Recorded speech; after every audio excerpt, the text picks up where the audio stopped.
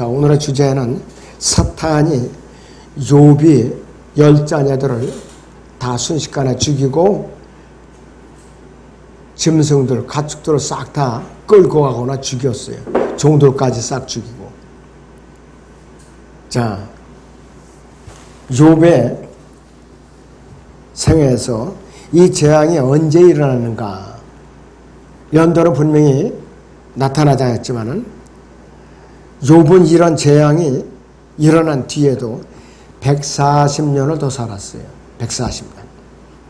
욥의 친구들도 욥에 대해 말하고 네 아비보다 훨씬 더 늙은이라고 말을 했어요. 그래서 욥은 이런 고난을 겪고 나도 140년을 더 살았어요. 그러니까 그 당시에 사람들은 최소한 150년에서 200년을 충분히 이제 산 사람들이에요. 욥의 나이는 한 200년을 살았다고 봐야 돼요. 200년. 지금으로 말하면 이제 100살의 2배니까. 자, 그런데 4명의 전달자들이 나오죠. 14절, 16절, 17절, 18절에 욥의 귀에다가 아주 끔찍한 소식을 전하는데 사베인, 칼데아인, 번개, 허리케인으로 욥의 자녀들을 일컬어하는데 욥은 그야말로 완전히 망한 거예요. 집안이 망한 거라 이것이에요. 집안이. 재산도 다 잃고 파산 선고를 받게 되는 거예요. 게다가 죽은 10명의 자녀들이 시신까지도 땅에다 묻게 생긴 거예요. 기가 막힌 일이죠. 자기 자녀들 사고로 한 명만 죽어도 참 난감한데 10명의 자녀들이 순식간에 다 목숨을 잃은 거예요. 순식간에. 저나 여러분들이 욥의 입장에 대보면 아마 기절할 거예요. 혼절해가지고 아마 일어나지도 못할 지경이에요. 욥에게 일어나는 일보다 더 무서운 일은 이 인생에서 그리 많지 않죠. 그래서 이러한 설명을 이해하고도 욥기 1장 21절에서 욥의 반응에 우리는 어떻게 대하는가. 욥은 참 무정하고 아주 냉혹한 사람이라고 표현을 했는데 21절을 보시죠. 말하기를 내가 내 어미의 태에서 맨 몸으로 나왔으니 내가 맨 몸으로 그리 돌아가리다. 주신 분도 주시오 빼앗아가신 분도 주시니 주의 이름을 송축하나이다 하더라 그랬습니다. 여러분들 입장이라면 이 찬양이 나올 수가 있느냐고요. 이게 우리말 속담에는 이제 공술의 공수어예요. 맨손으로 왔다가 맨손으로 간다는 뜻이죠. 요한복음 1장 21절에. 자, 그래서 이 자기 자녀를 자기보다 앞서서 사고로 먼저 보내면은 그 상처가 말할 수도 없어요. 말로 표현할 수가 없다 이거지. 자, 하나님의 손으로 이런 치명적인 일을 당하고도 영과 진리로 예배에 드릴 수 있는 사람이 과연 얼마나 있는가? 저는 없다고 봐요. 솔직히 말해서. 10명이나 되는 자녀를 단 하루 만에 묻어본 적이 있는가 이것이. 우리 중에 아들이 죽는 것보다 차라리 자신이 죽겠다고 할 사람이 있을지 몰라도 욥의 입장에서 이제 서본다면 과연 그렇게 할 사람이 있는가 이것이요. 자, 욥의 10명의 아이들은 실제적으로 죽은 것이에요. 실제로 죽은 겁니다. 욥은 24시간도 되기도 전에 7명의 아들과 3명의 딸을 잃고 그들을 위해서 슬퍼했는데 어떻게 고백을 했는가? 21절에 다시 보여요. 말하기를 내가 내 어미 태에서 맨 몸으로 나왔어. 내가 맨 몸으로 그리 돌아가리다.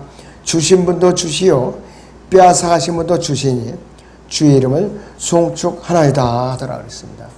이 찬양이 이렇게 나올 수가 없어요. 웬만하면 땅을 치고 울음보를 터뜨리고 울부짖지 이렇게 할 사람이 거의 없다고 봐야죠. 욥이 10명의 아들을 잃었다는 것은 말 그대로 죽었다는 소리예요. 자, 그런데 사탄이 빼앗아갔죠.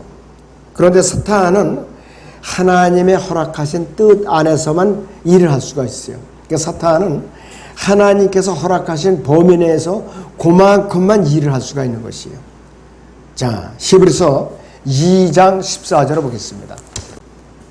자녀들이 피와 살에 참여하는 자인 것 같이 그 역시 같은 명으로 동일한 것을 참여하신 것은 자신의 죽음을 통하여 죽음의 세력을 가진 자 곧 마귀를 멸망시키며 그랬습니다. 죽음의 세력을 가진 자 그랬어요. 출애굽 때에 6월절 사건에 파라오의 장자를 비롯해서 초태생까지 다 죽였던 자가 누구냐? 여기에 있는 대로 죽음의 세력을 가진 자요. 멸망시키는 자. 또는 이제 파괴시키는 자. 바로 그 자라 이것이에요. 이 세상 통치자의 표라 이것이에요.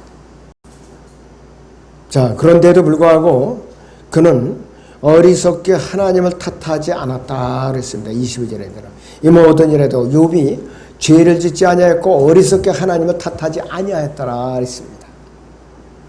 보통 믿음이 아니에요. 욥기 1장 15절에 보면 사배인들이 그것을 덮쳐서 그랬습니다.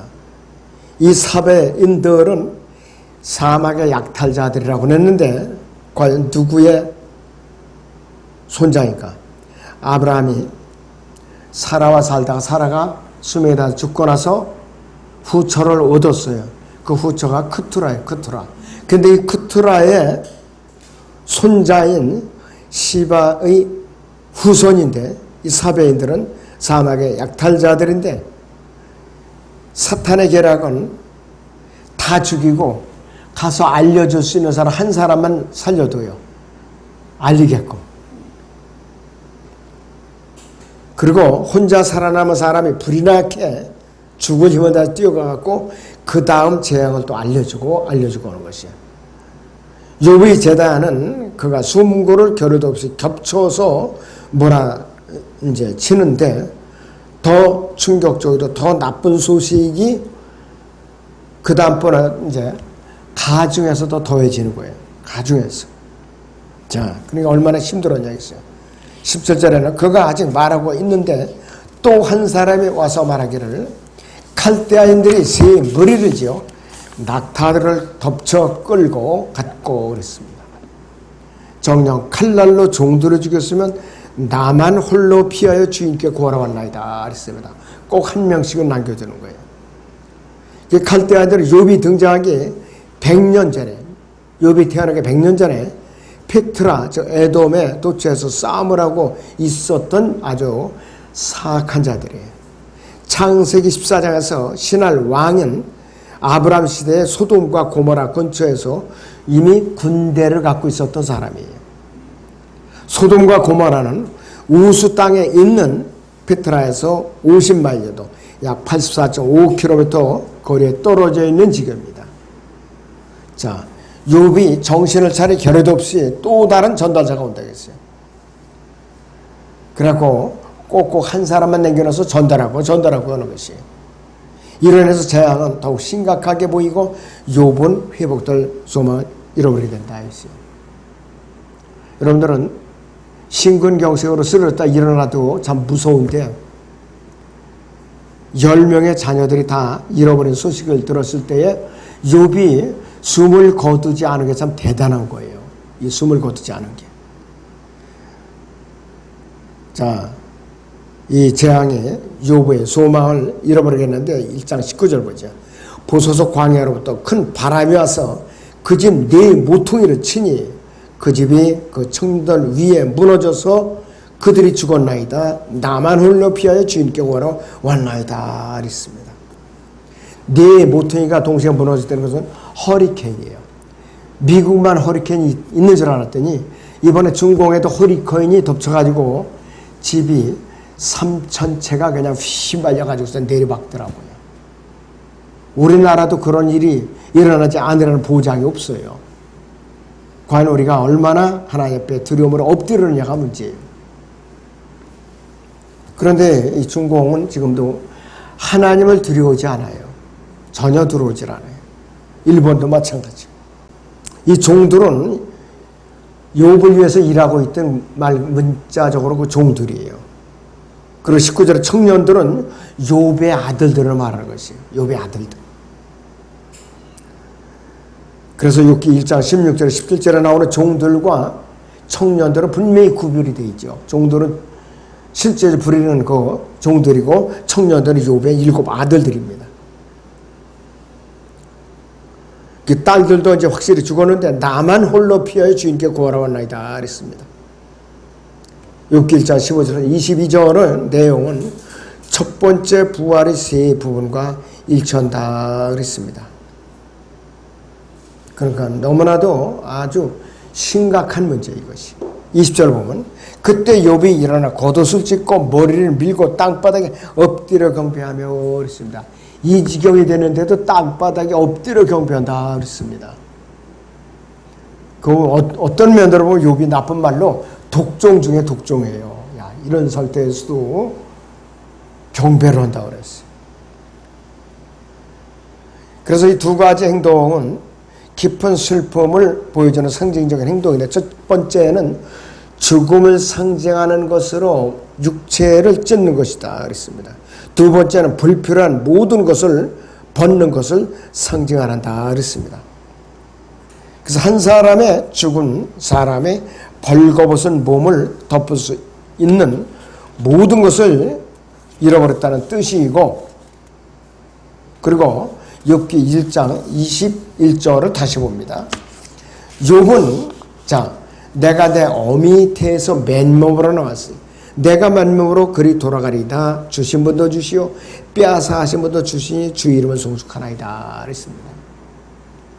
근데 어떤 사람이 이런 사람이 있어요. 제가 복음을 전하니까 이 목사님 저는 제 할 일을 좀 맞춰놓고 나중에 복음을 듣겠습니다. 근데 돌아가셨어요.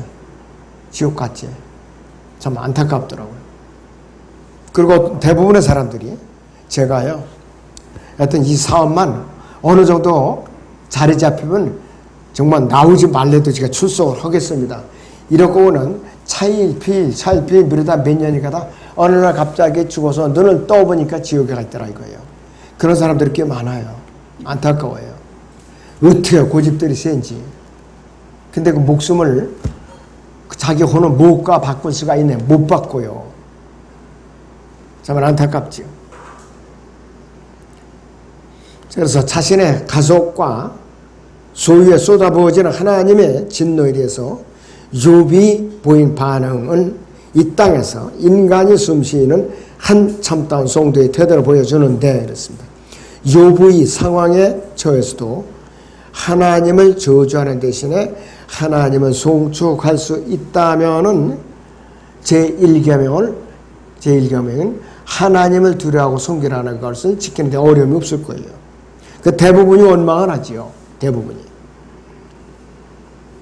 만약에 욥이 여기서 끝난다면은 욥의 가슴 속에 묻어둔 쓴뿌리를 아무도 찾아낼 수가 없어요.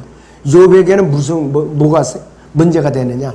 시간이라는 게 욥에게 문제가 됐던 거예요. 자기 의를 이제 그만 발휘하는 바람에 욥도 죄를 짓고 말았죠. 고난이 닥치면은 하나님을 원망하게 돼 있어요. 욥은 재난을 당하고 영웅적인 반응을 보인 후에도 계속해서 살아가야만 됐다.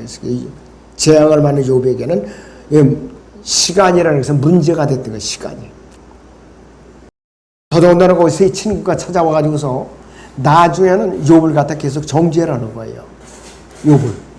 욥기 21장 21절 이후 또는 욥기 2장 10절 이후에도 욥은 적어도 8일간을 더 지난 후에 세 친구들을 상대해서 논쟁을 벌여야 됐어요.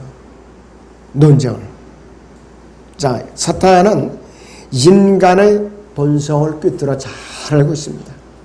욥에게 시간을 줘서 마지막에는 욥이 어렵게 쌓아놓은 생각과 유혹을 날려버리려고 수작을 벌이는 것이에요. 어떻게 해서든 주님을 원망하고 부인하겠고, 고통 중에 있는 사람의 거룩한 위층과 욥기 19장 22절에 보면 어찌하여 너희가 하나님처럼 나를 박해하느냐 그랬습니다.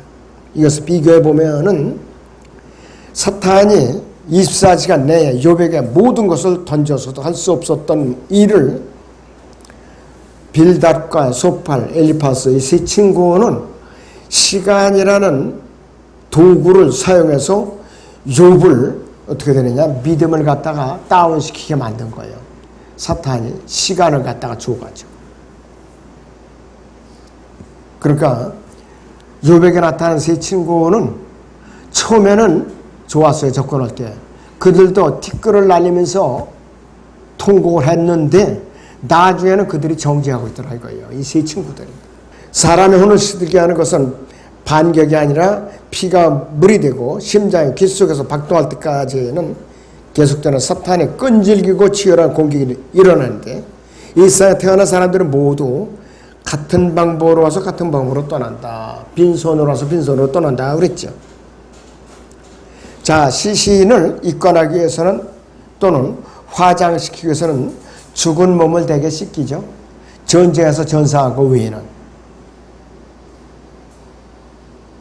자, 그런데 욥은 자신이 태어나기 전에 꿈도 꾸지 않고 단잠을 자는 무의식 상태였다고 말을 하는데 그가 구원받은 상태였다면 그런 상태로 돌아갈 것이다. 이랬어요.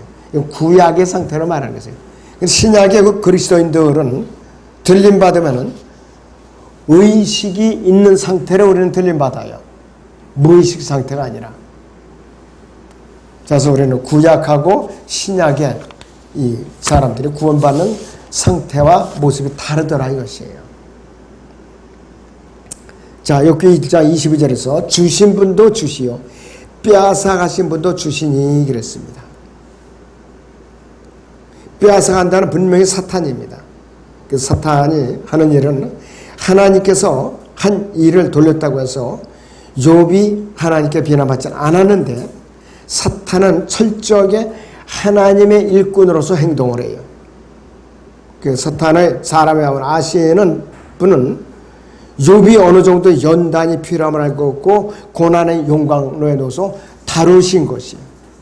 자, 그렇기 때문에 야고보서 3장 2절에 온전한 사람처럼 욥은 몸을 복종을 시켰죠. 그래서 욥은 1000명 중에 단 사람 한 사람도 할 수 없는 일을 할 수가 있었다 그랬습니다. 비록 잠시뿐이기만 하지만은 욥은 잠시 동안이라도 자기 입을 제어할 수가 있었던 거예요. 잠시 동안. 그 욥은 참 대단한 사람이에요. 과연 우리가 욥과 같은 극한 상황에서도 과연 견뎌낼 수가 있는가? 참 자신이 없죠. 굉장히 자신 없는 거예요. 자, 여기 2장을 보시면 1절에서 6절을 봅니다. 하루는 또 하나님의 아들들이 와서 주 앞에 섰고 사탄도 그들 가운데 와서 주 앞에 섰더라. 주께서 사탄에게 말씀하시기를 네가 어디서 왔느냐 하시니 사탄이 주께 대답하여 말씀드리기를 땅에서 여기 저기 위아래로 두루 다니다 왔나이다 하니 주께서 사탄에게 말씀하시기를 너는 내 종 욥을 유의해 보았느냐. 세상에 그와 같은 사람은 아무도 없나니 그는 온전하고 정직한 사람으로 하나님을 두려워하고 악을 피하는 자니라. 내가 나를 움직여 그를 대적하도록 하여 까닭 없이 그를 파멸시키려 하였으나 그는 아직도 그의 완전함을 굳게 붙잡고 있느니라 하시니 사탄이 주께 대답하여 말씀드리기를 사람의 피부로 사람의 피부를 바꾸오니 정녕 사람이 자기 생명을 위하여 자기의 모든 소유를 지리이다. 그러나 이제 주의 손을 내밀어 그의 뼈와 살을 찢어서 그리하시면 그가 정면으로 저를 저주하리이다 하자 주께서 사탄에게 말씀하시기를 보라 그가 네 손에 있느니라. 다만 그의 생명은 남겨둘지니라 하시더라 그랬습니다. 그런데요, 굉장히 여기서 욥에게 닥친 시련이 끔찍하죠. 벌써 생명만 남겨놓고 다 뺏어버리는 거예요. 그래서 이 욥기 2장 1절 6절에서는 사탄이 하나님께 고소를 하니까 하나님께서는 이제 드디어 욥을 갖다가 공격하도록 허락하셔요. 공격 명령을 내리시는 거예요. 계속해서 이제 시간이 이제 흘러서 욥이 이제 믿음이 시험하는 데가 이제 그 때가 다가오는데 세상에서는 시간이 약이다, 세월이 약이다 이런 속담도 있지만은 시간은 사람들을 끝장낸다. 하나님을 부인하게도 만들더라 이거예요. 사람들은 병원 침대나 무덤에 집어넣는 것은 결국 시간이기 때문이라 이것이요. 자, 그래서 욥기 2장 1절에서 욥의 생애는 연대기적으로 일어나는 것이 아니다. 자, 욥의 삶에 있어서 사건이 순서대로 일어나는 것이 아니라 이것이요. 2장 1절 다시 봅니다. 하루는 또 하나님의 아들들이 와서 주 앞에 섰고 사탄도 그들 가운데 와서 주 앞에 섰나이다. 섰더라 그랬습니다. 자, 그런데요. 여기서 일주일에서 1년 정도 시간이 경과된 것으로 우리는 여기서 추측을 해볼 수가 있어요. 일주일에서 1년 정도. 천상의 머리들은, 천상의 영적 존재들이죠. 자, 이 하나님을 대적하는 머리들 대개 권세들과 정사들이 하나님을 대적해요. 천사들과 이 스랍들은 하나님을 보좌하는 그 존재들이. 자, 욥기 2장 3절을 거기 보시면 주께서 사탄에게 말씀하시기를 너는 내 종 욥을 유의해 보았느냐 그랬습니다. 세상에 그와 같은 사람은 아무도 없나니 그는 온전하고 정직한 사람은 하나님을 두려워하고 악을 피하는 자니라 그랬습니다. 네가 나를 움직여 그를 대적하도록 하여 까닭 없이 그를 파면시키라 했으나 그는 아직도 그의 완전함을 굳게 붙잡고 있느니라 하시니라 했습니다. 하나님께서 변호하시는 거예요. 하나님께서 변호하고 계신다 이것이. 자, 그런데 여기서 보시면은 너무나도 엄청난 일이 벌어지고 있어요. 예수 그리스도께서는 요한복음 15장 25절이나 또 욥기 9장 22절에서 온전한 자와 악한 자에 대한 이제 진술이 이제 내리고 있는데 주님께서도 욥의 자녀들과 재산을 빼앗을 아무런 이유가 없었다는 것을 인정하고 있어요. 사탄 자체도. 자, 그런데도 시험은 계속되는데 이것은 뭐의 예표냐? 이스라엘 백성들이 앞으로 대환란 기간 후 3년 반의 예표의 이것이 바로 욥이 이렇게 되는 것이. 자, 대부분의 사람들은 무엇보다도 자신의 육신을 더 아낍니다. 자신의 육신을. 자, 사탄의 자신의 자녀들을 죽을 만큼 사랑할 수는 있어도 자녀를 잃었다고 해서 자살하는 사람은 그렇게 많지 않죠. 사탄의 요지는 뭐냐? 냉소적이고 비웃는 태도인데 그는 어떻게 했느냐? 사탄은 뭐라고 했느냐? 4절을 보세요. 6기장 4절에. 사탄이 주께 대답하여 말씀드리기를 사람의 피부로 바꾸오니 정령 사람이 자기 생명을 위하여 자신의 모든 소유를 주리다 그랬습니다. 아주 극심한 고통을 주겠다 뜻이에요. 그래서 인간은 살아남기 위해서는 자신의 인품이나 명성이나 심지어는 인간성마저도 포기해요. 유럽 시민들이 2차 대전 당시에 부첸발트 수용소에서 히틀러가 운영하는 부첸발트 수용소에서 사람의 시체를 먹고 목숨을 부지했어요. 사람의 시체를 먹고. 지금도 이 탈북자들 중에는 아주 굉장히 악질적인 수용소에서 죽은 사람의 시체를 먹다가 연명해갖고 겨우 탈북해갖고 탈북권 간증을 하는 사람들이 실제적으로 있어요. 상상하라면 얼마나 끔찍한가. 근데 앞으로 이제 대환란 기간에는 유대인들이 자기 자녀들의 살을 먹고 연명을 해야 돼요. 근데 여러분들은 그 꼴 조건 안 보고 들림 받잖아요. 이 시대에 태어난 걸 여러분들은 큰 복으로 알아야 돼요. 거듭난 걸 큰 복으로 알아야 돼요. 너무나도 참 아주 중요한 문제입니다. 자, 아우슈비츠 죽음의 방에서 청년들은 그들의 어머니, 아버지의 몸을 짓밟고 또 공기를 얻고자 했고 또 그들의 아버지, 어머니도 같은 이유로 자기 어린 자녀들을 짓밟아 죽게 했다 이거예요. 가스불에 집어넣으니까 질식하니까.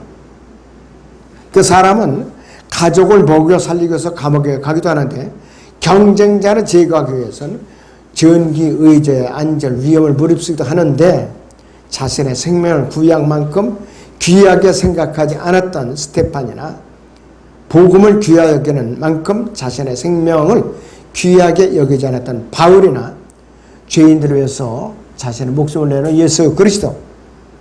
자, 그분은 어떻게 하느냐? 예외적이에요. 그런 사람들이 예외적이라니까요. 자, 공산주의자들은 정권을 잡으면은 반대파들을 숙청하는데 잔인하게 죽여요. 잔인하게 죽여요.